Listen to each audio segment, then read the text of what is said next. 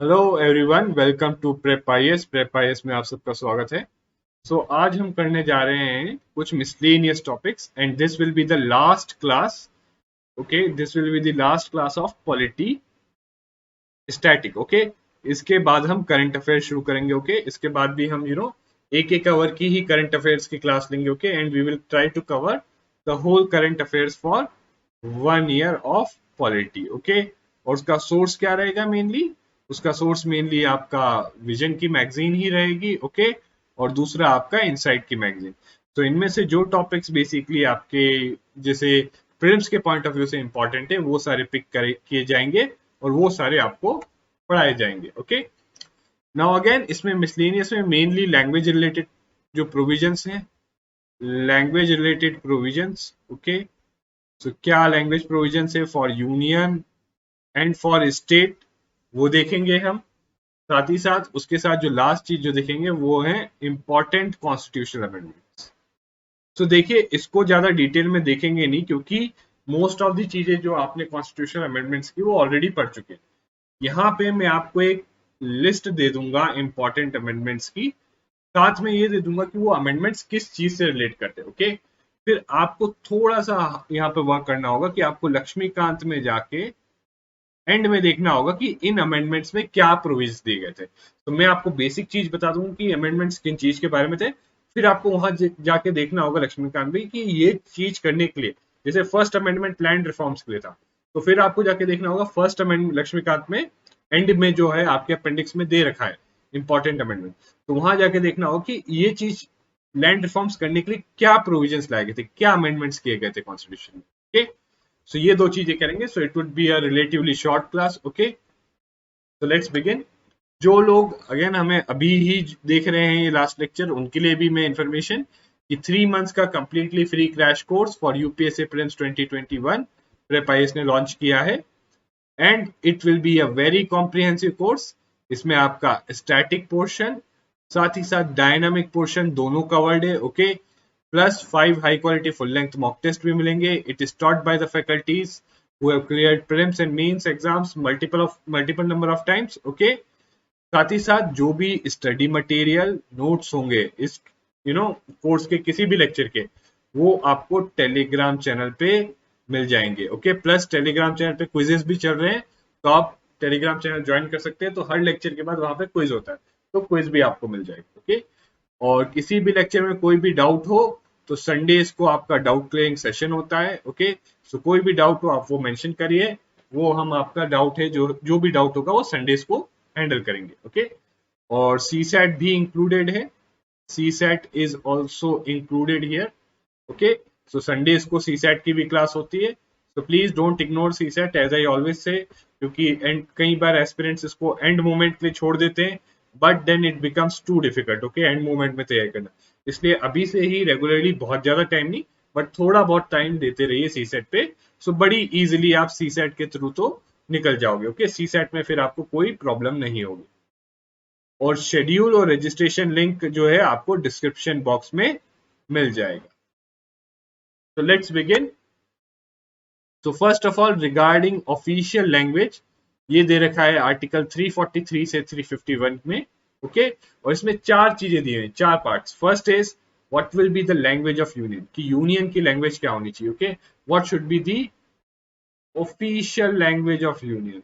Okay, and then regional languages, मतलब states की official language क्या होनी चाहिए और क्या, मतलब कौन अडॉप्ट करता है, उनकी ऑफिशियल लैंग्वेज कौन डिटरमाइन करता है और क्या होनी चाहिए। ओके, सो ये प्रोविजन देखेंगे। So these two are more important. Then this is language of judiciary and text of law.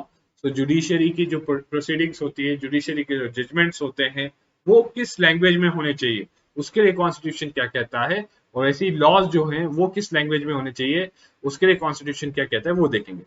And lastly हम देखेंगे स्पेशल डायरेक्टिव्स।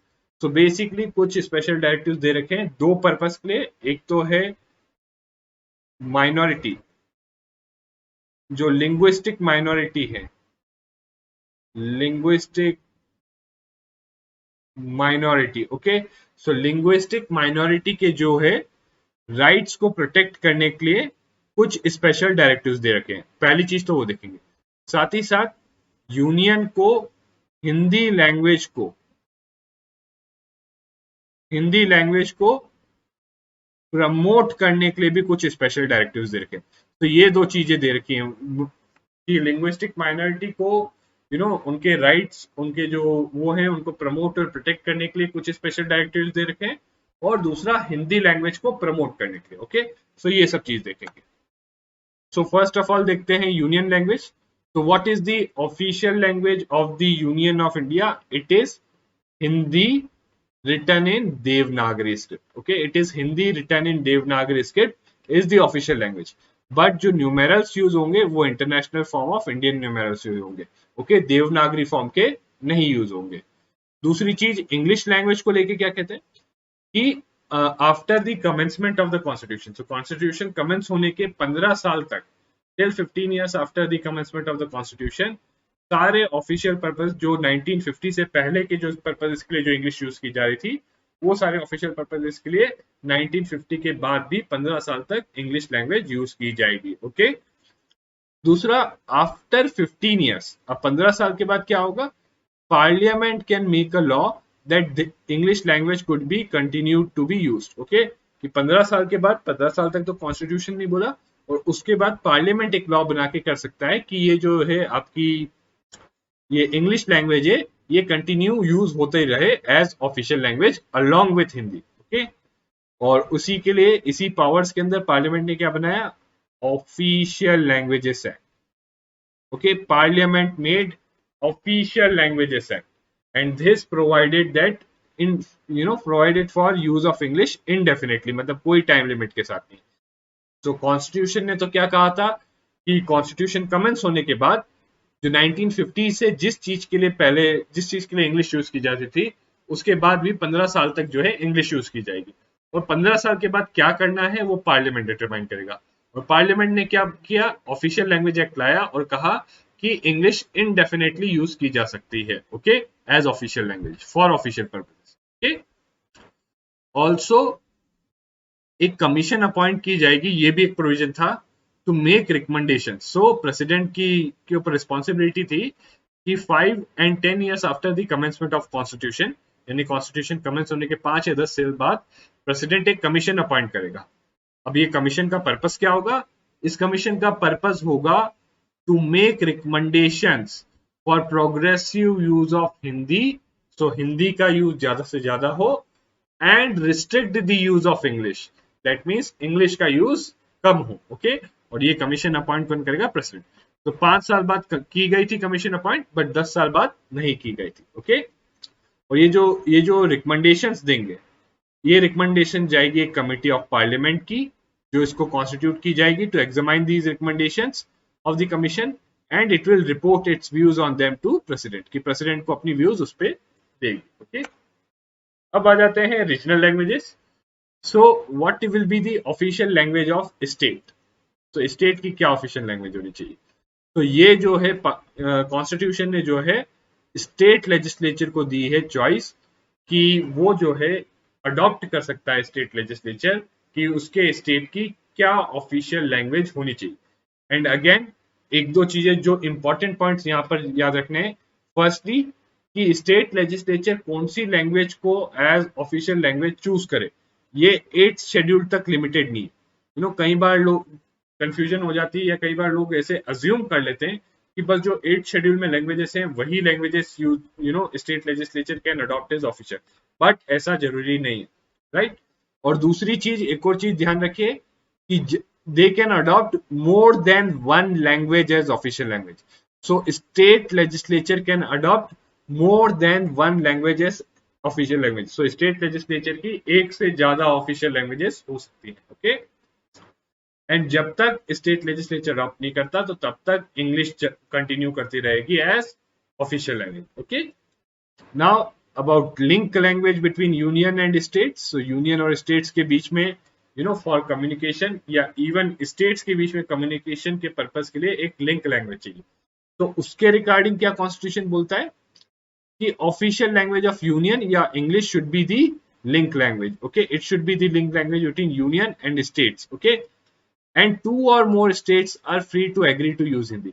दो या दो से ज्यादा स्टेट्स जो हैं they are free to use Hindi, that they could make an agreement among themselves that we will use Hindi as a link language for purpose of communication. Okay, जहां तक official languages act है उसने ये provision किया कि English should be used for purpose of communication between union and non Hindi states. Non Hindi states मतलब जिन states ने हिंदी को अपनी ऑफिशियल लैंग्वेज नहीं बनाया है। ओके, तो यहाँ पर जो है, यहाँ पर स्टेट लेजिस्लेचर के पास ऑप्शन है कि वो हिंदी को भी ऑफिशियल लैंग्वेज बना सकता है। तो अगर किसी स्टेट लेजिस्लेचर ने हिंदी को अडॉप्ट नहीं किया एज ऑफिशियल लैंग्वेज, तो फिर ऑफिशियल लैंग्वेज एक्ट क्या कहता है उसके बारे में कि यूनियन और उस स्टेट के बीच में जिसने हिंदी को अडॉप्ट नहीं किया एज ऑफिशियल लैंग्वेज, अगर कोई कम्युनिकेशन होगा तो वो कम्युनिकेशन होगा कौन सी लैंग्वेज में? इंग्लिश लैंग्वेज में। Okay, and one more important provision कि अगर प्रेसिडेंट को लगता है कि एक सब्सटैंशियल सेक्शन ऑफ पॉपुलेशन जो है किसी स्टेट की, वो प्रेसिडेंट के पास डिमांड करती है कि that their language should be recognized, कि उनकी लैंग्वेज रिकॉग्नाइज होनी चाहिए as official language, so then president can direct the state legislature that it should that language should be also recognized as official language. Okay, ये president के पास power है. Okay, and this power is in fact given to protect linguistic minorities. Okay, क्योंकि linguistic minorities को ही ये threat है। तो linguistic minorities को अगर ऐसा लगे कि उनकी लैंग्वेज एक्सटिंग्विश हो रही है, उनकी लैंग्वेज में इंपॉर्टेंस नहीं मिल रहा है, तो वो प्रेसिडेंट से डिमांड कर सकते हैं और फिर प्रेसिडेंट के ऊपर है वो डायरेक्ट कर सकता है या नहीं कर सकता है। Okay, now this is less important. Okay, language of judiciary and texts of laws. Okay, so language of judiciary and texts of laws, तो बेसिकली कि किस लैंग्वेज में जुडिशियल प्रोसीडिंग्स होगी और जजमेंट्स आएंगे और जो लॉज हैं वो किस लैंग्वेज में होने चाहिए। तो जब तक एक प्रोविजन तो ये है कि until parliament provides otherwise the following are to be in English language. तो सुप्रीम कोर्ट और हाई कोर्ट की जो प्रोसीडिंग्स है, जब तक पार्लियामेंट एक लॉ बना के कुछ और नहीं प्रोवाइड करता, तब तक इंग्लिश लैंग्वेज ही यूज होगी for proceedings of supreme court and every high court. Plus जब तक पार्लियामेंट प्रोवाइड नहीं करता तब तक जो है authoritative text of all bills, acts, ordinances, orders, rules, regulations and bylaws bye centre and state level. तो सेंटर और स्टेट गवर्नमेंट दोनों के जो है ये text of bills, acts, ordinances, orders, rules, regulations, bylaws, ये कौन सी लैंग्वेज में होंगे? ये होंगे इंग्लिश में। Okay, these will be in English until parliament provides otherwise. Okay, साथ ही साथ गवर्नर, एक और प्रोविजन है कि governor of a state with consent of president, president के कंसेंट के साथ can authorise use of Hindi. So governor can authorize use of Hindi with consent of president or any other official language of state in proceedings of high court. So high court की जो proceedings है, governor authorise कर सकता है कि वो हिंदी में या जो स्टेट की कोई ऑफिशियल लैंग्वेज है उसमें हो। ओके, बट इसके लिए क्या चाहिए? Previous consent of president. Okay, then judgments, decrees and orders of high court must be continue to be in English only until parliament provides otherwise. So यही चीज जो, and state legislature can prescribe use of any language other than English with respect to bills, acts, ordinance, orders, rules, regulation, bylaw. So state legislature को भी power दी गई है कि देखिए ये जो चीजें हैं authority text of bill, act, ordinance, orders, rules, ये नॉर्मली जब तक पार्लियामेंट लॉ नहीं बना सकता तब तक ये इंग्लिश में तो होना ही है। बट स्टेट लेजिस्लेचर को पावर दी है कि इंग्लिश के साथ साथ स्टेट लेजिस्लेचर बोल सकता है कि it could also be in any other language. Okay, but इसके साथ ट्रांसलेशन जो है इंग्लिश में भी होना चाहिए क्योंकि ये वाली कंडीशन भी मीट करनी है। Okay, so this is the provisions regarding language of judiciary and text of laws. Okay, अब ऑफिशियल लैंग्वेज एक्ट के कुछ और इंपॉर्टेंट प्रोविजंस हैं that Hindi translation of act, ordinance, orders, regulations and bylaws published under the authority of the president. Okay, please keep this in कि president की authority के अंदर कुछ अगर हिंदी ट्रांसलेशन पब्लिश किया गया है तो it will be deemed to be authoritative text. Authoritative text मतलब कि उसका जो है वो इंग्लिश के इक्विवेलेंट होगा। ओके, तो उसको भी है इंग्लिश की जगह यूज किया जा सकता है। Okay, and also every bill introduced in parliament, so keep this in mind, कोई भी बिल जब पार्लियामेंट में इंट्रोड्यूस होता है तो उसके साथ हिंदी ट्रांसलेशन भी होना चाहिए। सो इंग्लिश में अगर इंट्रोड्यूस किया है कोई भी बिल बिल पार्लियामेंट में तो उसका हिंदी ट्रांसलेशन भी होना चाहिए। एंड अगेन यही ऑफिशियल लैंग्वेज एक्ट गवर्नर को इनेबल करता है कि with the consent of the president can authorise use of Hindi और any other official language of state for judgments, decrees, orders passed by the high court of the state. तो अभी पीछे क्या देखा था कि जजमेंट जो है governor with the previous consent of state can authorize use of Hindi or a language of state for proceedings. So high court की प्रोसीडिंग्स के लिए governor with consent of president authorise कर सकता है कि हिंदी या कोई भी जो ऑफिशियल लैंग्वेज है वो यूज कर सके। फिर ऑफिशियल लैंग्वेज एक्ट 1960 ने प्रोवाइड किया कि गवर्नर सेम चीज है, governor with consent of president can also authorise use of Hindi और any other official language of state for what, वहां प्रोसीडिंग्स था, यहां पर for judgments, decrees and orders of high court. But इसके साथ इंग्लिश ट्रांसलेशन भी होना चाहिए क्योंकि ये कंडीशन भी सेटिस्फाई होनी है। ओके, नाउ मूविंग ऑन, अब देखते हैं स्पेशल डायरेक्टिव्स। तो let's see some special directives. So first set of special directives are to protect the interest of linguistic minorities, right? कि linguistic minorities का interest को protect करने के लिए, okay?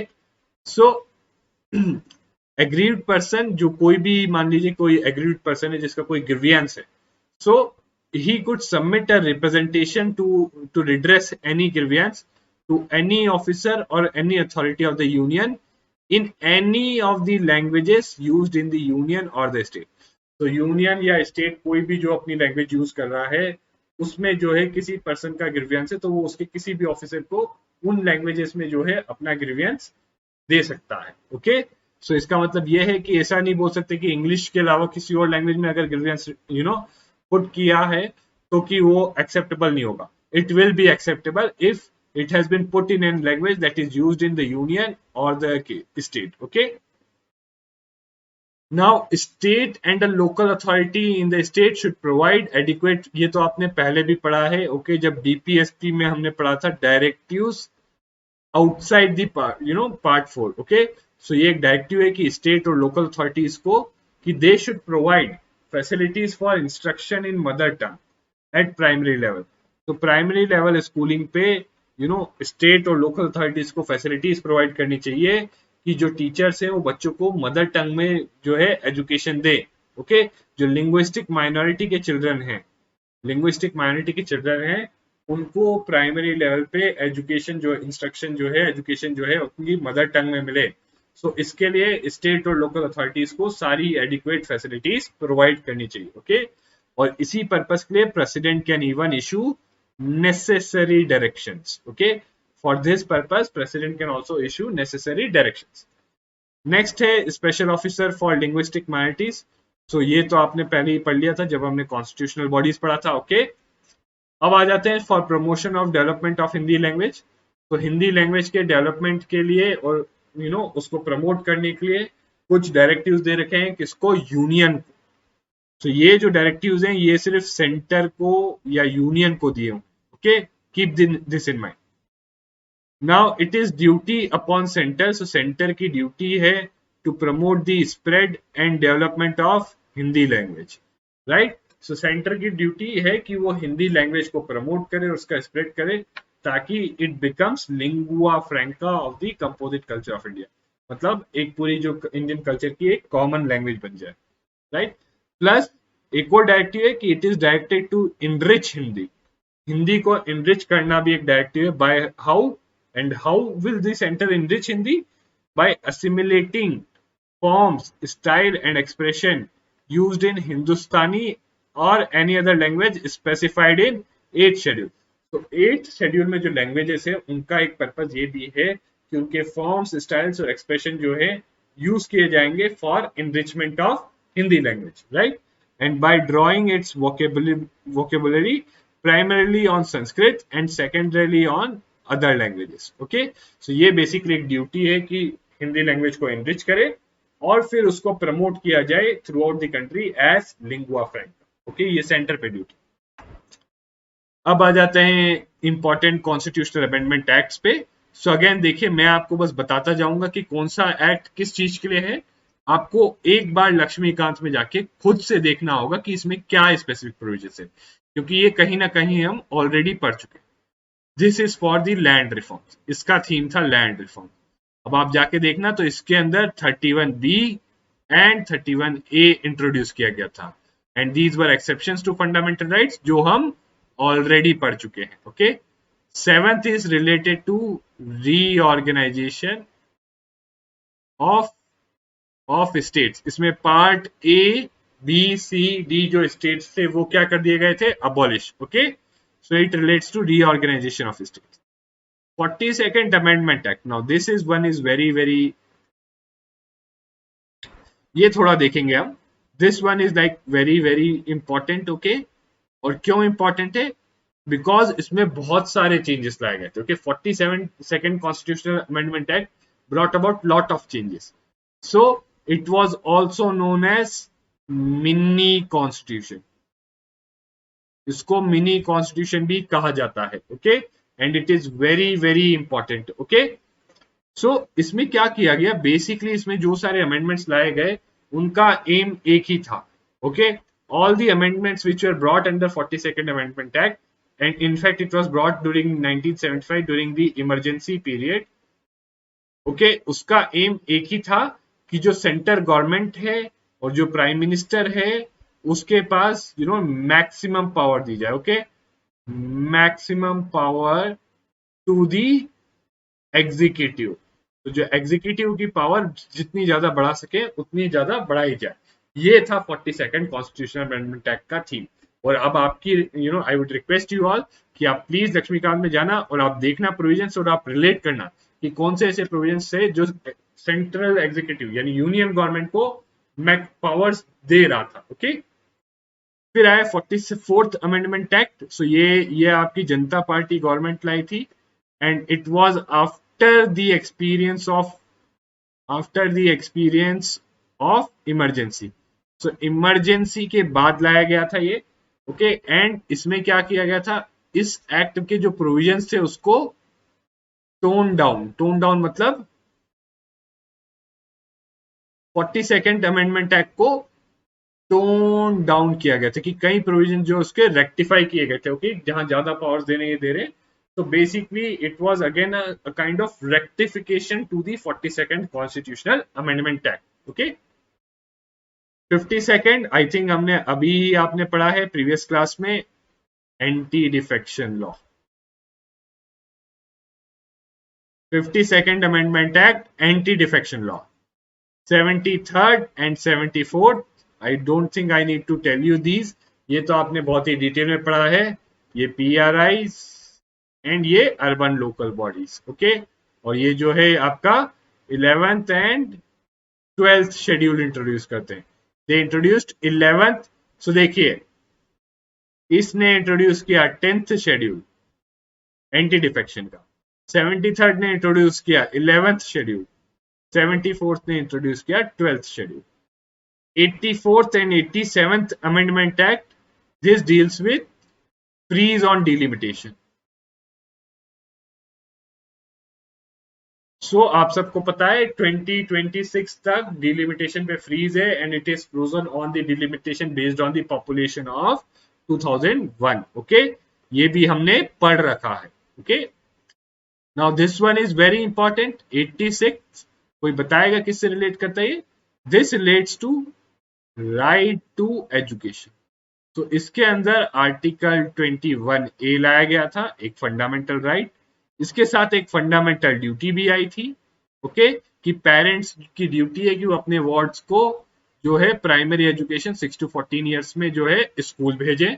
और इसके साथ एक DPSP में भी चेंज आया था, क्या कि स्टेट की अब रिस्पॉन्सिबिलिटी थी कि 0 to 6 ईयर्स पे अब फोकस करें, क्योंकि 6 to 14 के लिए तो फंडामेंटल राइट बन ही गया, फ्री और कंपलसरी एजुकेशन प्रोवाइड करना है। तो तीन चीजें लाई गई थी एजुकेशन से related. One, fundamental right, that is right to education. Okay, article 21A।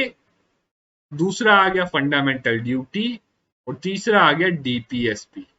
Okay, DPSP focus करता था 0 to 6 years के बच्चों। Okay, now 91st again council of ministers से रिलेटेड कि क्या उसकी कंपोजिशन होनी चाहिए, कितने मेंबर्स होने चाहिए, प्लस एंटी डिफेक्शन से भी रिलेटेड कि अगर कोई मेंबर एंटी डिफेक्शन के उसमें डिस्क्वालिफाइड है then he could not become a minister. Okay, और जो स्प्लिट वाला प्रोविजन था वो जो है उसको कैंसिल, उसको जो है हटा दिया गया। 97th relates to cooperative societies. So इसमें क्या है, फंडामेंटल राइट में जो आर्टिकल 19 है उसमें एक जो आपका राइट टू फॉर्म एसोसिएशन है उसमें right to form cooperative societies भी ऐड कर दिया गया और एक डीपीएसपी भी ऐड किया गया। डीपीएसपी ऐड किया गया कि ड्यूटी है स्टेट्स की वो कोऑपरेटिव सोसाइटीज को प्रमोट करें, उनको डेमोक्रेटिक बनाए, उनको प्रोफेशनली मैनेज्ड बनाए। ओके, सो ये था 97th amendment act with regard to cooperative societies. ये कोऑपरेटिव सोसाइटीज के लिए था, उनके लिए फंडामेंटल राइट और डीपीएसपी, जो एक डीपीएसपी और एक फंडामेंटल राइट इंट्रोड्यूस किया। ओके, और फिर 99th constitutional amendment act it related to NJAC but it was struck down. Why? Because it violated the primacy of the judges in appointment, and that was important for, वो important था to ensure independence of the judiciary, and independence of judiciary was part of the basic feature of the constitution. 100th constitutional amendment act, land boundary agreement. Okay, ये भी हमने पढ़ा, land boundary agreement जो बांग्लादेश के साथ हुआ था, एलबीए विद बांग्लादेश, जहां एक्सचेंज हुआ था एनक्लेव्स और एडवर्स पोजेशंस का। 101st constitutional amendment act, this is relating to GST, हमने ये भी पढ़ा है जीएसटी के रिलेटेड और सारे प्रोविजंस, और जीएसटी काउंसिल भी पढ़ा है। और 104th जो है आपको वेरी इंपॉर्टेंट, लक्ष्मीकांत में नहीं दिया है। नाउ थ्रू दिस, ये मैंने आपको पढ़ाया है कि एंग्लो इंडियन कम्युनिटी के लिए जो रिजर्वेशन था लोकसभा में या स्टेट लेजिस्लेटिव असेंबली में, उसको क्या कर दिया गया है, उसको जो है खत्म कर दिया गया है। और जो एससी एसटी के लिए रिजर्वेशन था उसको 10 साल के लिए और एक्सटेंड कर दिया गया है। Okay, so this is 104th constitutional amendment act. Okay, बस दो चीजें की इसमें, एससी एसटी के लिए जो रिजर्वेशन है उसको 10 साल और एक्सटेंड कर दिया गया है, और दूसरी चीज एंग्लो इंडियन कम्युनिटी के लिए जो लोकसभा में और स्टेट लेजिस्लेटिव असेंबली में जो उनके लिए नॉमिनेशन का प्रोविजन था, राइट, नॉमिनेशन का प्रोविजन था। Okay, please keep this in mind, nomination की जो है लोकसभा में प्रेसिडेंट नॉमिनेट कर सकता था 2 member from Anglo Indian community, और स्टेट लेजिस्लेटिव असेंबली में 1 मेंबर जो है गवर्नर नॉमिनेट कर सकता था। अब इसको क्या कर दिया गया है, इस प्रोविजन को हटा दिया गया है। This provision no longer exist in our constitution. Okay, so this is it, and I know it has been a short session. Okay, but I hope this is also important. Okay, I would request you all कि अब आपका polity खत्म हो गया है, तो पहली चीज तो यही बोलूंगा कि ये सारे एक्ट्स एक बार लक्ष्मीकांत में जाके go through it's provision. Okay, आप सबको पता है ये आपका लैंड रिफॉर्म से, ये स्टेट रीऑर्गेनाइजेशन, ये इमरजेंसी के टाइम में to give more powers to the union executive, ये है to rectify this is for anti defection, this is for PRI, this is for urban local bodies, this is related to delimitation, freeze on delimitation, this is related to right to education, this is related to council of ministers and anti defection, this is related to cooperative societies, this was related to NJAC, this is related to land boundary agreement, this is related to GST, और ये जो आपका relate करता है reservation and for SC ST कि उनको 10 साल extend किया है, and nomination for Anglo Indians उसको अबॉलिश कर दिया। ओके, तो प्लीज एक बार जरूर जाके देखना लक्ष्मीकांत में, and this completes our static part. अब बड़ा ही जो थोड़ा बहुत ही बचा हुआ है जो आपका करंट अफेयर्स है वो अगली कुछ क्लासेस में खत्म हो जाएगा। So this completes our static part. Okay, and please again as always revise करिए, और प्लीज मॉक टेस्ट दीजिए। देखिए मैं हर लेक्चर में इसीलिए बोलता हूँ ये, ताकि आपको ये चीज एकदम आपकी मेमोरी में इम्प्रिंट हो जाए, राइट। आपके सबकॉन्शियस माइंड में ये रहे कि हाँ मुझे रिवाइज करनी है चीजें, क्योंकि रिवीजन इज मोर इम्पोर्टेंट। देखिए बहुत सारा पढ़ने का फायदा नहीं है अगर आप उसको रिवाइज नहीं कर पाते, तो इसलिए लिमिटेड पढ़िए। जितना लिमिटेड है, मतलब सिलेबस का इतना कर लीजिए कि 85 to 90% कर रहे हो, वो हम यहाँ कोर्स में करा रहे हैं 90% के राउंड, और उसको बार बार रिवाइज करिए। इतने में आपका हल हो जाएगा, आप इजीली क्लियर कर सकते हो। ओके, तो thank you very much everyone, and please अब आप दूसरे लेक्चर्स को भी जो है आप देखें, उनको रिवाइज करिए, टेलीग्राम चैनल पर उनके क्विज अटेंड करिए, और try to do your best. Okay, so thank you guys, now see you again with another class on polity current affairs. Okay, अब अगली क्लास होगी पॉलिटी करंट अफेयर्स पे। Thank you very much.